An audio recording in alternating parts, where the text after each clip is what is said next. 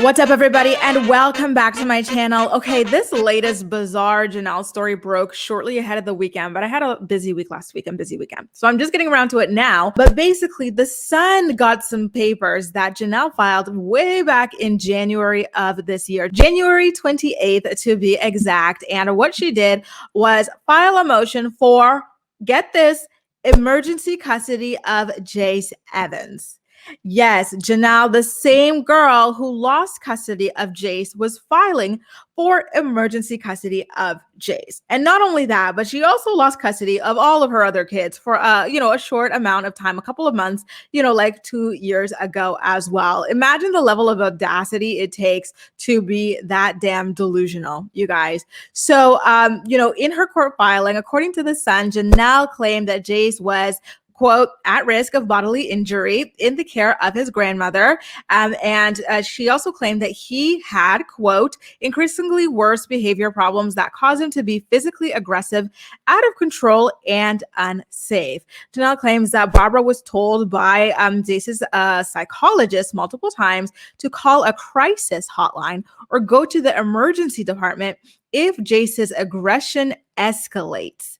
You guys, this is serious business. Like, how did it get to this point? Honestly, no shade to Jace whatsoever. This is, specifically leveled at Jenelle and her mother, Barbara. But it's not surprising to me that this is, kind of the way that he is channeling out all of the, crap that he's been put through, by these two different women. It's not surprising. You don't grow up the way Jace has and just turn into a well-adjusted, person 9 times out of 10. You do act out. So this is through no fault of his own. It's just sad that this is what it is. It is a cycle that just continues and continues and continues. Barbara probably had the same issues when she was younger. We know that Jenelle had the same issues when she was younger. We know all of her siblings are, this way as well. So it's very clear that people in this family need to stop having children because they clearly have no idea how to raise them. It's sad. Children don't deserve to go through what the children in these families go through. Jenelle also claimed that on December 19th of 2020, Jace and Barbara, quote unquote, argued throughout the day, and Jace actually physically assaulted Barbara twice,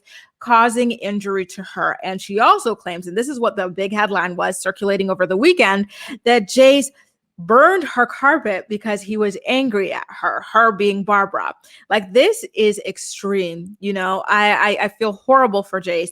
This is no judgment of Jace. It's just, it was inevitable with all that he went through growing up and is still going through at the same time. But Jenelle blaming it on Barbara and filing for emergency custody is a little bit of a joke to me because Jenelle, I was watching her vlog series, catching up on it to do a recap. I'm going to do a video on it for you guys very shortly. But in episode 8 of that series that none of y'all are watching, she's got like 6,000 views on it after a couple of days. She claims that Kaiser was kicked out of 2 schools in North Carolina, and he was on track to have the same issues in Tennessee when she moved there for like 2 months at the time. So he had only been in school for a total of a couple of weeks when he was already so destructive to himself, I'm assuming, and to other students, maybe even teachers, that he was getting ready to be kicked out of his 3rd school at like 5, 6 years old. Who is the common denominator here, Jenelle? Like, she keeps telling on herself and dropping receipts everywhere, yet pointing the finger at literally everybody but herself. So here she is blaming all of Jace's destructive issues on Barbara. Listen, Barbara is, in my opinion, trash.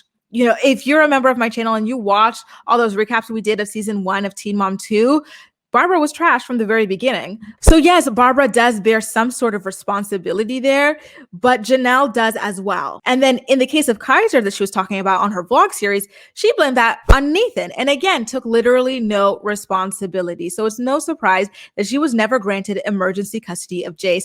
In fact, now I think it makes a little bit more sense why she was going on TikTok and claiming that she had custody of Jace. So what she had done was secretly file for this order, and then she assumed that it was a done deal, baby in the bag sort of situation. But we all know, of course, that never ultimately wound up happening. Jenelle has way too long of a sordid history as a parent of sorts that this would just never fly.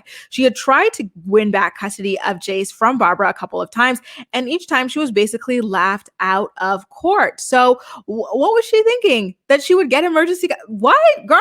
Are you well?